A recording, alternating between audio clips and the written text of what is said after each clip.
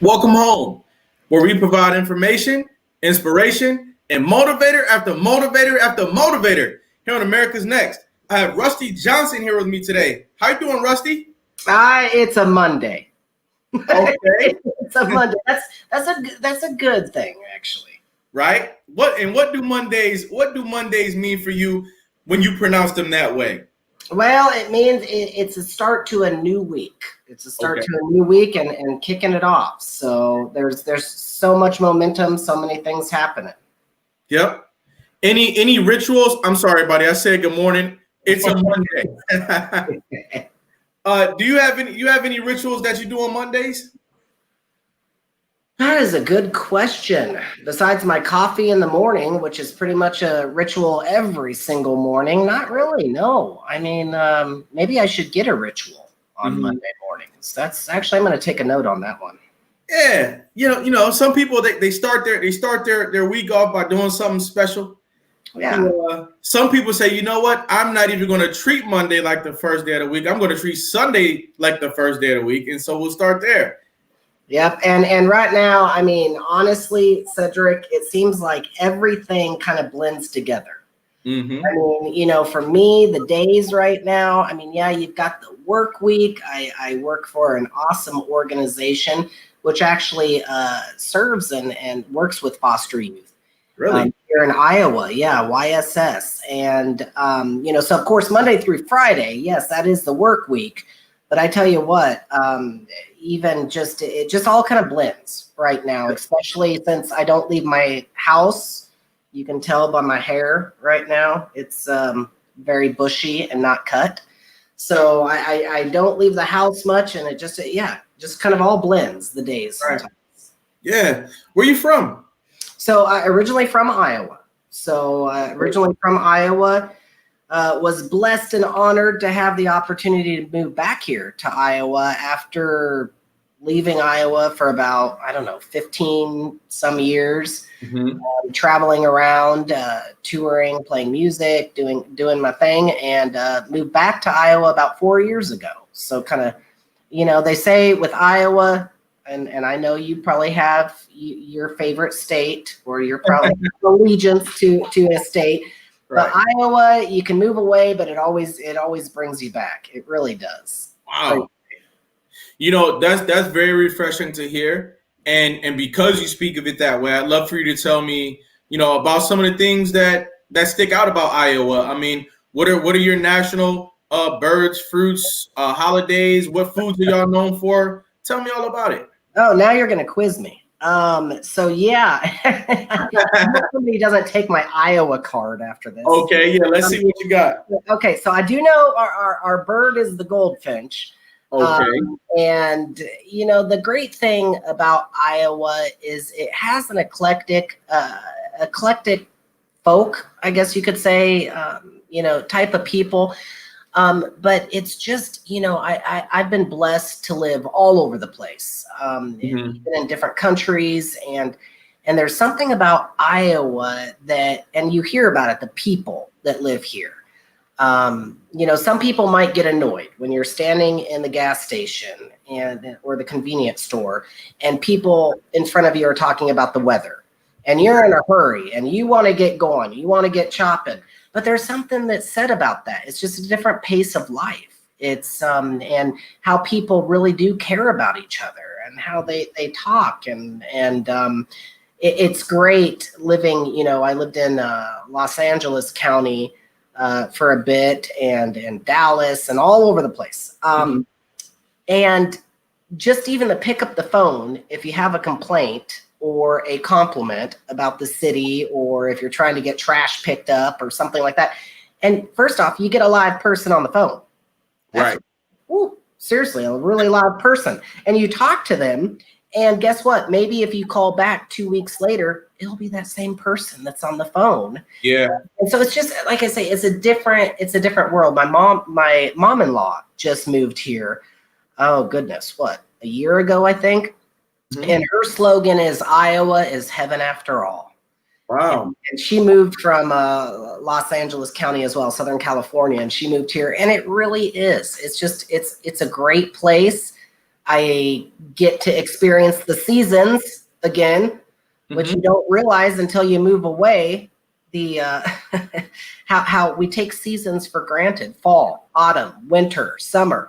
When you're in places that it's beautiful all year round, you kind of, I know Iowans are going to hate me for this, but you do. You kind of miss the winters. You kind of miss the blizzards. Yes, I said it. The blizzards and all that, because people here in Iowa say, "Shh, don't say that word, blizzards." Right.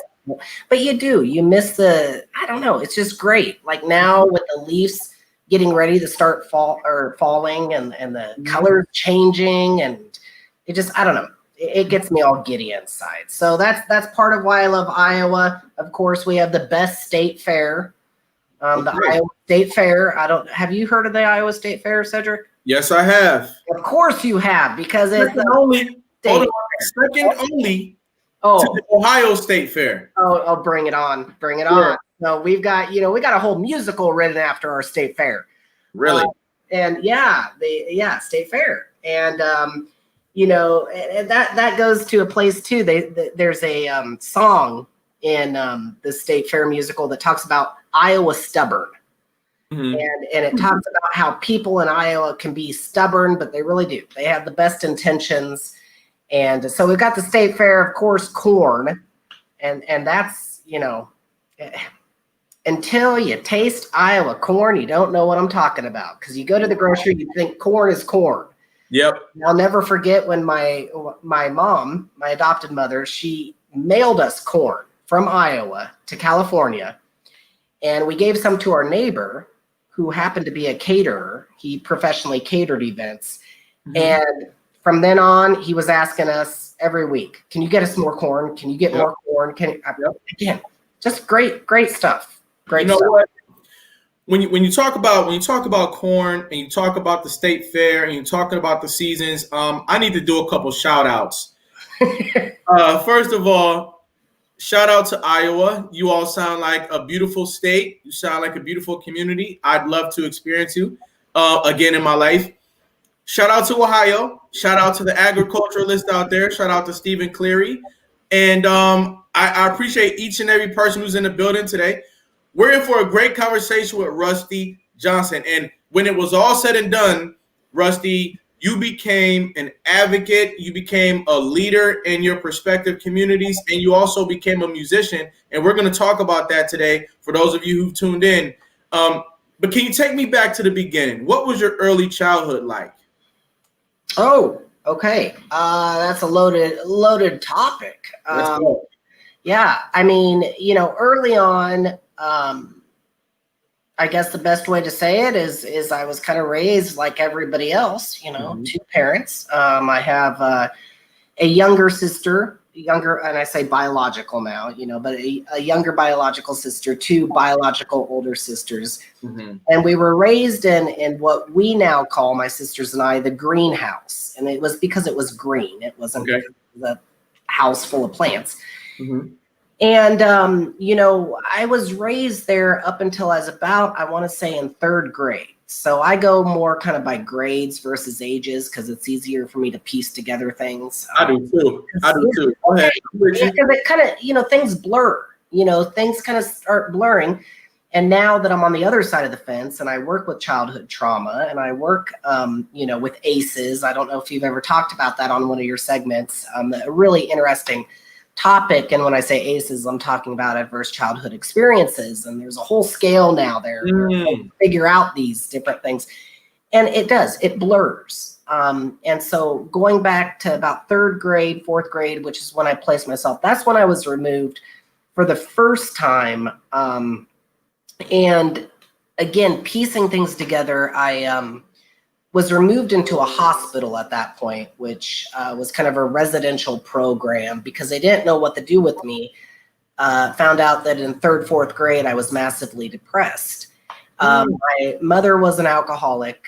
My father, recovering alcoholic, and things were just not going well in the home. It was a really, really dysfunctional household. And again, it's weird because you look back at the memories. Right. And to me, again, I was a kid, so I saw things so differently. You know, I didn't know, you know, when my mother was standing, or when my mother was standing on the roof of the house about to jump off, to me, that didn't process as a crisis. It didn't process, or all the police always being over every other day to my house, or you know, it didn't process. So, how old were you at this time? Well, what grade were you in at this time? Yeah, about third, fourth grade at this point. So second, yeah, it actually started earlier than that, but when I was removed was about third or fourth grade. Okay. And how did anyone figure out that you were depressed? Did they actually classify you this way? So yeah, well, they did it at first. I'll never forget the day that I woke up, and I think I was just at my breaking point. And again, as a child, it's really hard to identify or to know what was going on. My mother wasn't living with us. At that time, she was actually in a motel right down the road, trying to come into the house, break into the house all the time. You know, it was just a really dysfunction. But I woke up one morning and I was, I just didn't feel right, and I couldn't stop crying. I'll never forget that. I sat on the top of the stairs, and we had a long staircase that went down, and it had to be, I watched my dad go to work, and I just started bawling and crying and crying. And my sister came and she sat next to me, couldn't figure out what was wrong. We were instructed at all times not to call my father at work because that was like a big sin. We weren't supposed to do that, but she called him because she didn't know what else to do. I remember, again, just memories coming back. I remember sitting in front of the refrigerator, opening the refrigerator and just sitting there bawling, not even being able to eat, not being hungry. Again, these are emotions you don't know how to handle because you don't know what you're going through. Right. And finally, it would, go ahead.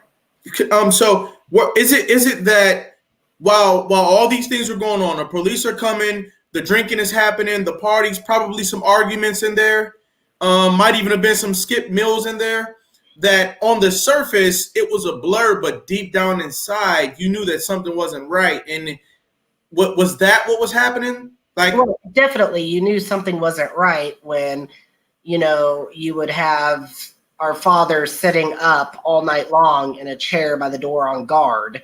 Right. You know, or when there would be a fight and my mother would come in and cut the buttons straight off of his shirt. Wow. I mean, it goes on and on. I mean, there's so many stories, but yeah, that day when I just was crying, I couldn't, and eventually he came home. So it had to be probably 5 o'clock in the afternoon. So I'd been crying that entire day. They didn't know what to do with me. Nobody knew. At this time, now, since I talked with my biological sisters, we found out that even before then, my oldest sister had stopped speaking for about 4 or 5 months because she was going through her own drama. She was going through, so eventually she was hospitalized as well. And that's when they took me out. So I can't remember exactly if DHS, which is what we call it here in Iowa, Department of Human Services, got involved then, and they came and they took me, and they about 2 hours away to a hospital in Cedar Rapids. And again, as a kid, not knowing what I was going through, not knowing, or excuse me, let me backtrack on that. This was the first hospital, which would have been here in Des Moines. So not Cedar Rapids. And just then you're put into a hospital where you have kids that are older than you that are being put in seclusion rooms and fall asleep, hearing them scream all night, beating the door, you know, and so the trauma of that too, not knowing, and I'm by no means calling myself a victim, but again, I go back now working on the other side of the fence and seeing that and thinking, so everything in my brain now as a professional thinks, how could have that been better? Or what worked better? Eventually I was put back into the home after, I don't know how long I was in that hospital. Put back in, long story short, it did not work out. I rebelled. I did anything, and maybe back then it was a cry for help to get out, to try. And then I was put into a foster family. Well, if we can, I want to slow it down a little bit, because you are on the other side of the fence now, and you have more of an introspective understanding of what was going on, and I definitely want to unpack some of what you're saying for our viewers out there. When you were having all these ACEs, as we've learned, at early childhood experiences, did you ever witness any attempts to repair your home? When when the system got involved, or when you were when you went to the hospital, did you find that anybody was trying to repair your home while you was away? I think that was the original attempt.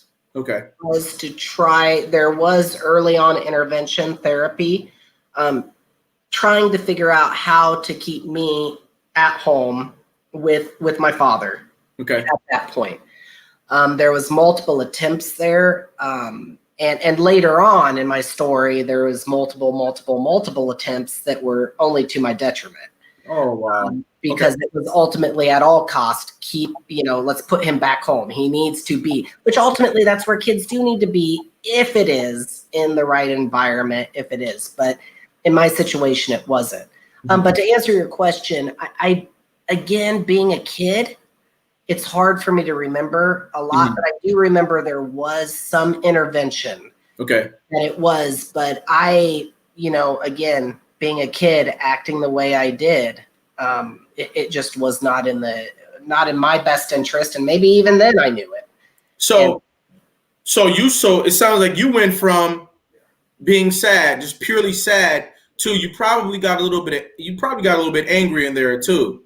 Oh yeah, I shot a gun down the stairs. I did. Yep. I believe me. I did. You see. This is why I slow you down and open the envelope, because your details are very vivid details of things that were happening. Now, when did you shoot a gun down the stairs, and why? Oh yeah, we're still at the very beginning of the story here, Cedric. Okay. So, this is still way early on. But no, It was actually a BB gun. That's all I had. But I knew how to, and I don't know if I can say this word on here, but I knew how to piss my dad off. Yeah. And I don't remember the intention there. I don't remember, but I do remember his footsteps up the stairs after me. Yeah. And then it's a big blur, sort of what happened after that, but it was not pleasant. Definitely not pleasant, even in a respectable environment or a constructive environment of how to discipline a kid. And I think that was the breaking point about when I was eventually placed in foster care and ultimately never came back. So there was a time I was put in foster care for only about, I want to say maybe 3 weeks. And then I think I came back home, and then again the BB gun incident happened. It blew up. Then I was taken out, and I was removed and taken away from my sisters, and I was ultimately the first one out of the home who stayed out of the home for the rest of the time. How old were you my sisters when you went into foster care? So I would have been about, again, going back to it, I would have been about in 3rd grade, I believe, just going into 3rd grade. Okay.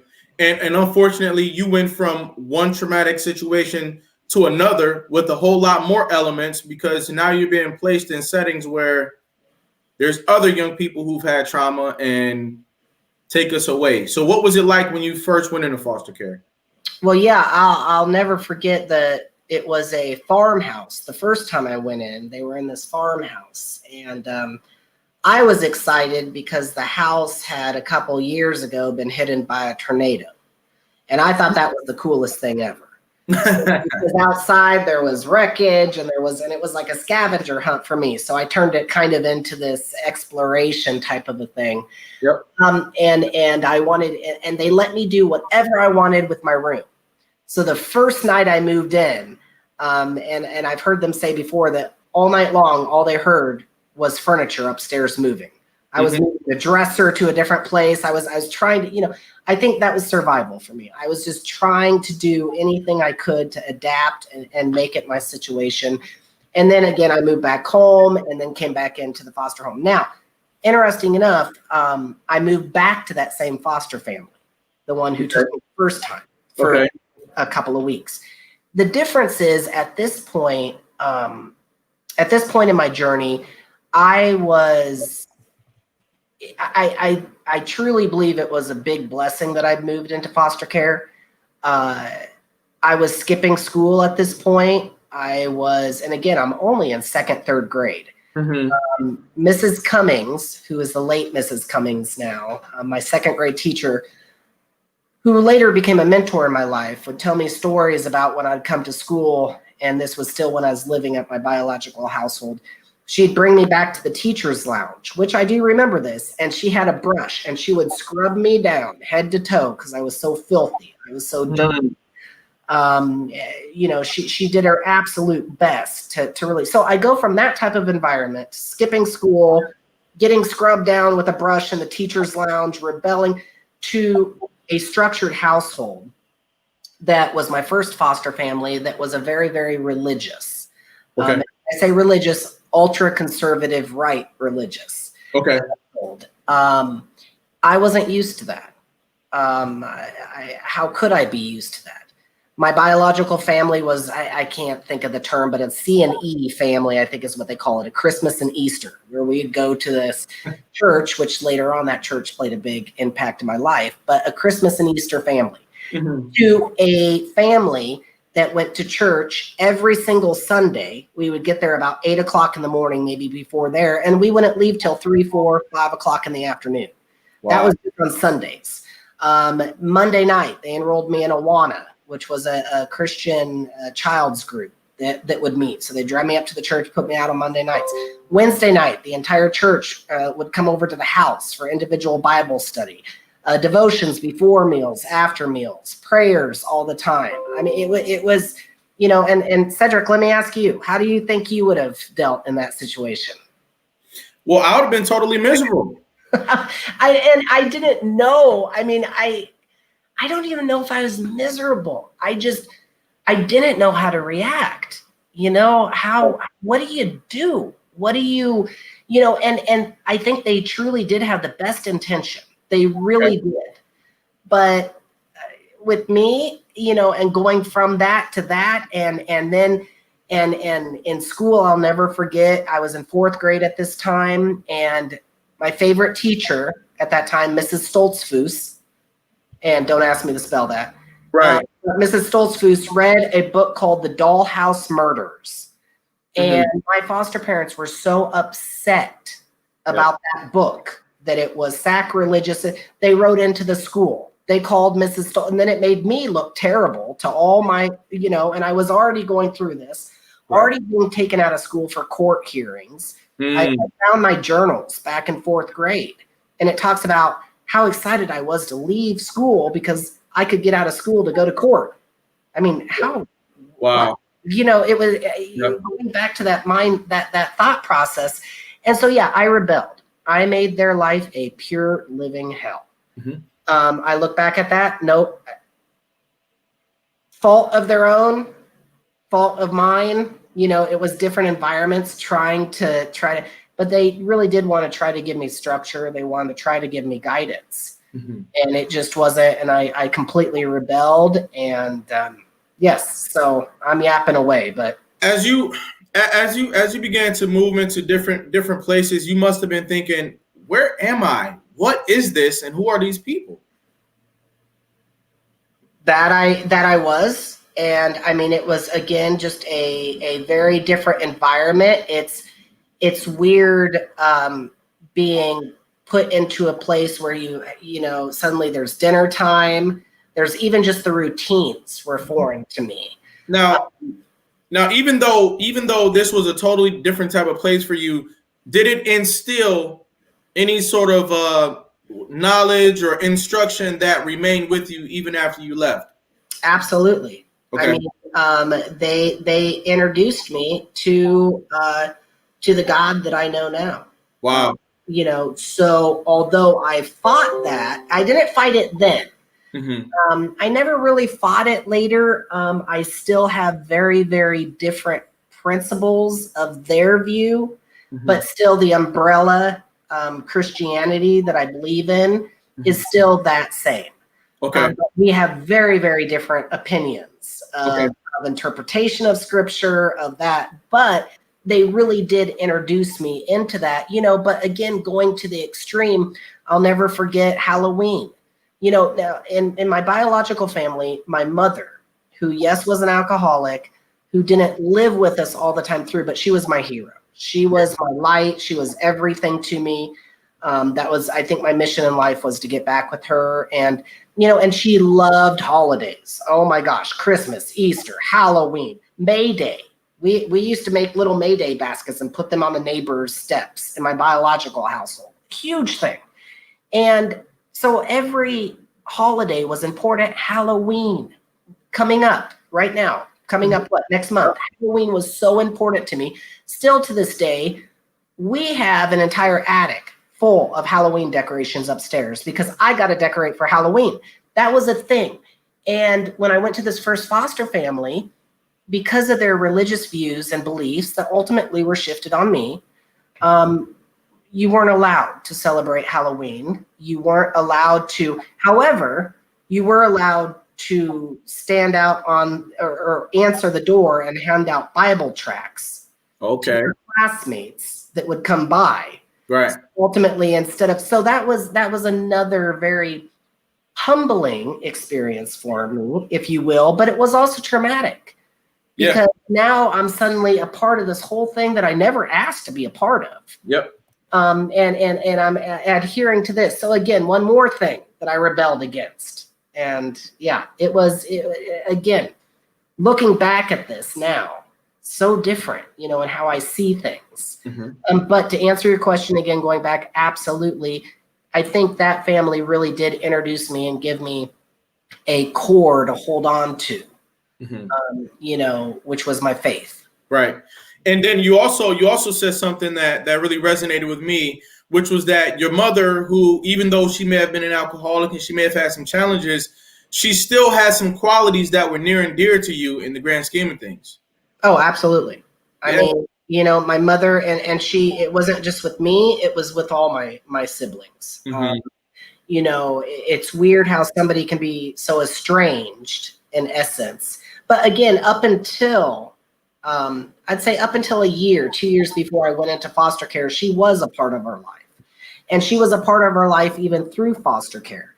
Now, come to find out, a lot of times she was in residential addiction treatment facilities. Okay.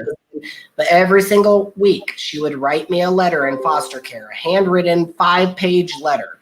She mm-hmm. would call every Wednesday night. Every Wednesday, she would call.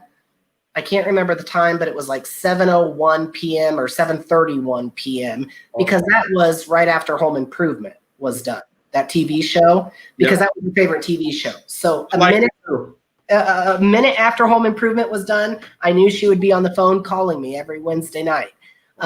She asked me to be one of two things, to either be a doctor, because she was a nurse by trade. So I had to be a doctor, or I had to be Kenny G, which was a famous saxophone player. Yeah, so, I know. Because she was in love with Kenny G. She worshipped Kenny G. Even back when we were in our biological household and we had that station wagon with the wood panels and the cassette tapes. Ooh, when Kenny G came out, that was all that played on that radio was Kenny G, and we hated it. Oh, so yeah. You know what? We're getting ready to take a brief break. And when we come back from that break, we're going to find out what you did with your mother's proposition that you become Kenny G. I'm looking forward to more of this conversation. We'll be right back after a brief message.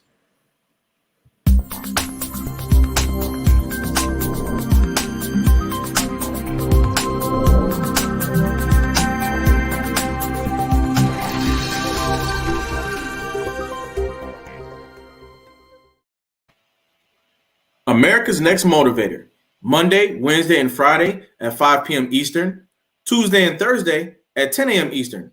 America's Next Motivator, hosted by me, Cedric Riley, and sponsored by the Pride Empowerment Network.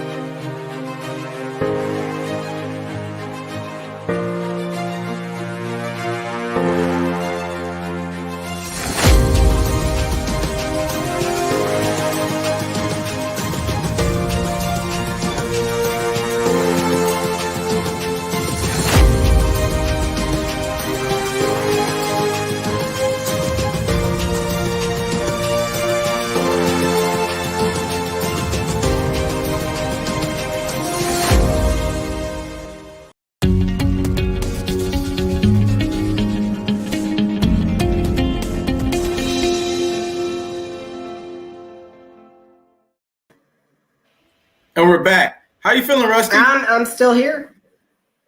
Yep. Yep. There you go.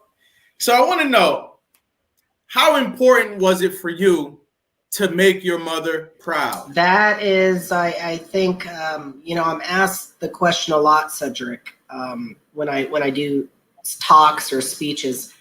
What was it that drove me? What was it that, we all know the grim statistics of Yep. youth in foster care. And it took me a while to admit to myself what really drove me, but it was my mother's, my biological mother's wish that I would become successful. And again, there's that word that can be defined so many ways, but and so interesting enough, later on in life, being a kid, I didn't think about it this way, but one of my first jobs was to become a CNA, certified nursing assistant. Okay. And then I went in to become a surgical tech.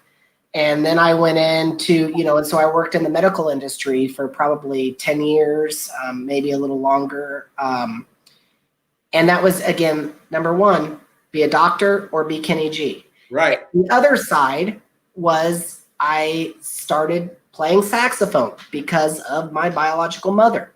Now, this was a time that I'd moved away from that first foster family. Okay. That the conservative ones that we were speaking of that had the best intentions for me. And I moved away. And again, they wanted me to be placed with a Bible school teacher that they had also enrolled me in summer Bible school on top of everything else.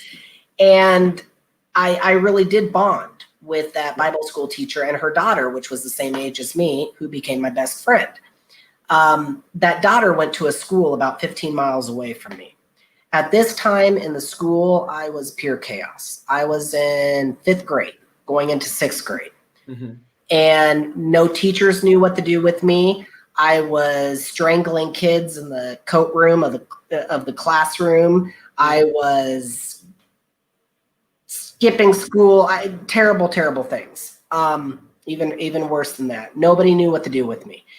And when it wasn't working out in this first foster family, they were going to move me again to that Bible school teacher's house that I befriended their daughter, who again was 15 miles away. And they said, okay, while this foster family is getting licensed, or this family is getting licensed to become a foster family to take you, because they really wanted to take you, they were going to move me to that school system 15 miles away so I could be next to that. So that shows now, again, jumping on the other side of the fence, the dedication of the social workers and the people who worked in the foster care. They went above and beyond to move me to What's that? Did you recognize it at the young age that you were, that your social workers were working hard? No. Okay. Nope. I didn't recognize it, nor did I care. Okay. I was in survival mode. So I was doing what I needed to do. Until you get older and your brain develops and you're able to rationalize these things and see different sides of things. But no. So they moved me to North Mahaska school system, which was again where the daughter of this family went. And that was in 6th grade. And they had to move me to a temporary foster home that would take me until this other family could get licensed. This was a whole new opportunity. I'll never forget the first day on the playground in 6th grade. I did not open my mouth. I sat out there. I was quiet because I was afraid if I opened my mouth, I was going to screw things up and kids were going to hate me. Okay. Because that was my experience in the town 15 miles away, is that I was beat up on the playground or I beat other kids up or whatever. So I didn't open up my mouth. Well, what I didn't realize was there was a couple of factors there. First factor was when I didn't open up my mouth, I was very mysterious to all the girls in the playground, and they thought I was kind of cute. So I kind of became a little bit of an attraction there. Second thing was my foster mom, my temporary foster mom, was the elementary music teacher who was a legend in the school. Everybody loved her. Wow. So suddenly Miss Brickley had a son miraculously to live at the school. So I was popular. Can Okay. you imagine the difference? Big time difference. Huge. Becoming popular with the girls, popular with my foster mom becoming, and still wasn't easy. And Miss Brickley will tell you I put her through very, very trying times too, but it was really different. Again, long story short, that I was doing so well at the new school system. And with Miss Brickley, they decided not to move me to the Bible school teacher's house. Right. And so I don't think that Bible school teacher ever did get certified to take me, because they didn't want to move me. They were like, Rusty's doing well. Oh my gosh, he's not trying to kill people. He's not, leave him alone. Leave him alone and that's how I think the new chapter ultimately started in my life. So how old were you when you started playing the saxophone or any instrument for that matter? Yeah, so saxophone was in 6th grade, right when I moved. So shortly after I moved to Miss Brickley, again, which was the elementary music teacher, and it was a much smaller school system too. My class had 30, 35 kids in it. I mean, we looked out the window to a cornfield. I mean, it was a much smaller school. And with Miss Brickley being the elementary music teacher, every single week I would still, it was probably only once a month. I'd have supervised visits with my mother, my biological mom, who was still my hero. And so a social worker would come pick me up, drive down to the city that I was from, pick up my sisters who were still living with my biological father, drive us all the way 30 minutes away to meet with my biological mom. We'd sit in this room with all brick walls, I'll never forget, just a naked table, and we'd sit there, and it was the best time of my life, something I look forward to every single week. And it, again, my mother loved Kenny G. Like I said, she had this unhealthy mental relationship with Kenny G, I think. And she had later come to find out she had asked my oldest sister to play the saxophone when we were all a family. We were still in that greenhouse that I talked about. And so she had got a saxophone. And later on, come to find out my mother had very little possessions, but she kept a hold of that saxophone. So even after we had all been put in foster care, she'd moved away, she kept that saxophone.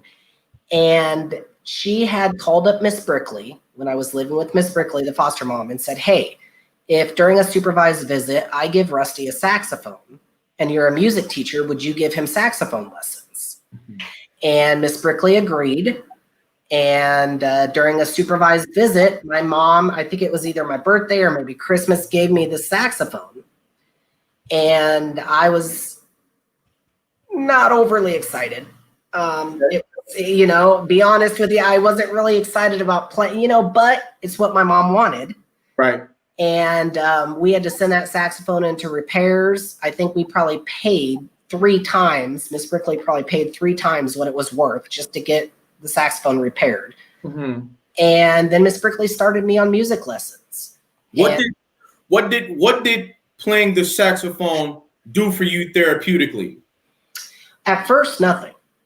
At first, I hated it. I really did. I didn't like practicing. Right. I wasn't into routine. I wasn't into structure. I wasn't into, but again, living with the music teacher, it was a little difficult to get away with not playing things correctly. She'd be upstairs in the kitchen doing dishes, and she knew the music books because she taught from them. So if I was downstairs messing around, she would know it, and she'd stomp the floor to the rhythm of what it was supposed to be. And so, now later is where things really drastically took a turn with my music. And that was, I was still living with Miss Brickley. And it was January 24th, 1994, the date that will live in infamy. And I got called out of physical education.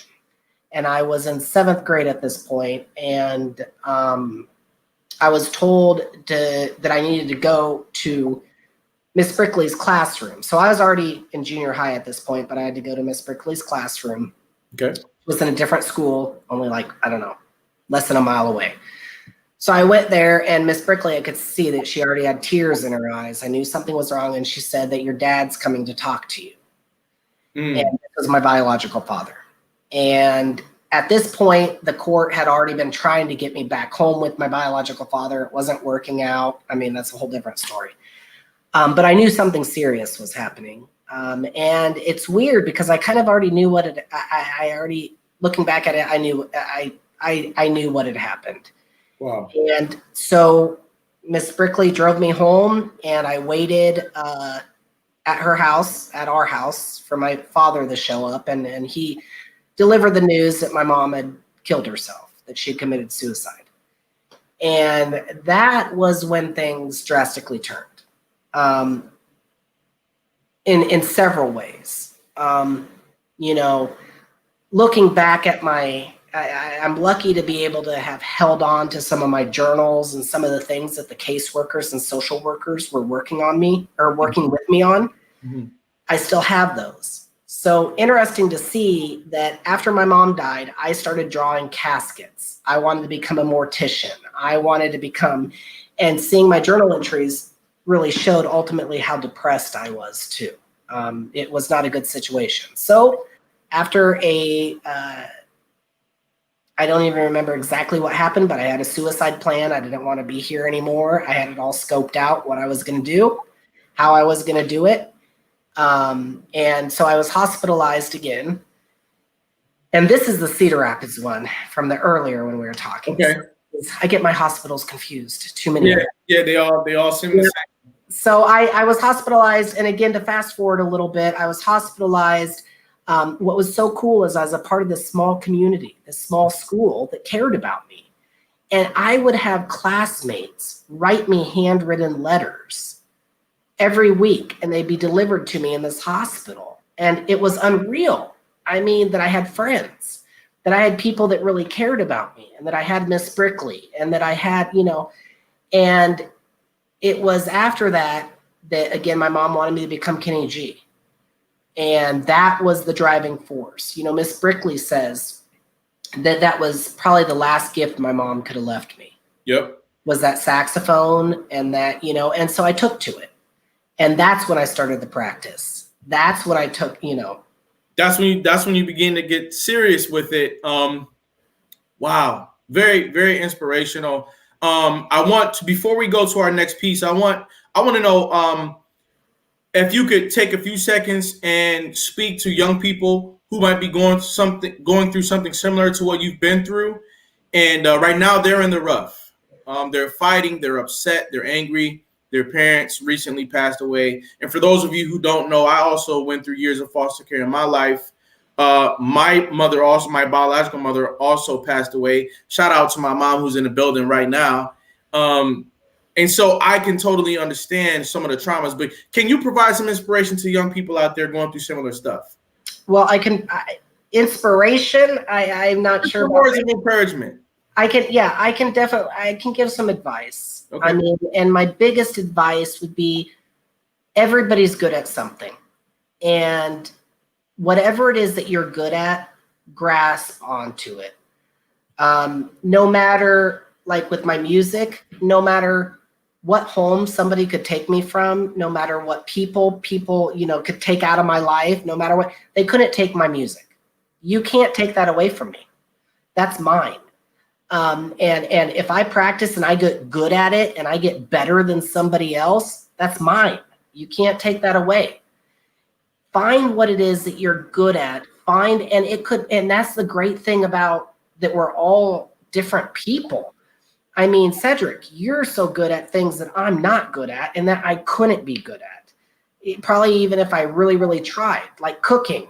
And now I don't know if you're good at cooking. I cook amazing steak. Go ahead. Okay. So I'm not good at cooking. The joke is that I can burn water, right? Which I probably can't, But if you're good at cooking, you find that and you go for it. You turn it into your craft. And what's going to happen is when you do that, people are going to start appreciating you for more than how other people just see you, if that makes sense. The stereotype that's put around you, be it that you're a foster kid or be it that you're, sorry, I'm going to say another swear word. Be it that you're a little asshole or be it that you're whatever. People are going to start looking at you and saying, damn, you got a talent. Yeah.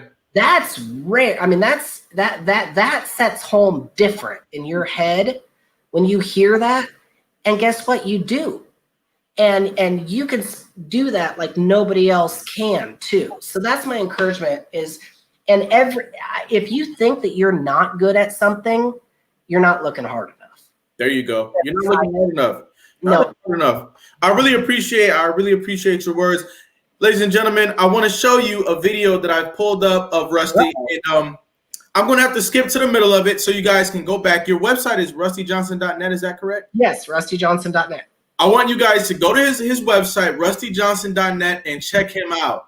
I noticed that sometimes YouTube or Facebook, whichever, will cut out some of the audio when it knows that the music was from like a copyrighted song. Oh, okay. But I still want you to see this guy in action. So give me a second.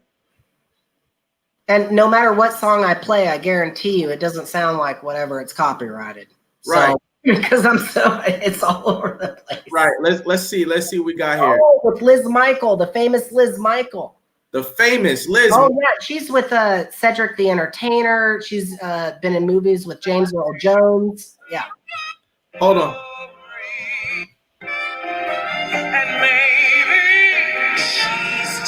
Hello, coming up. You can talk. What are we looking at? So here, American Dreams, the fundraiser I did for foster care. Here's my solo.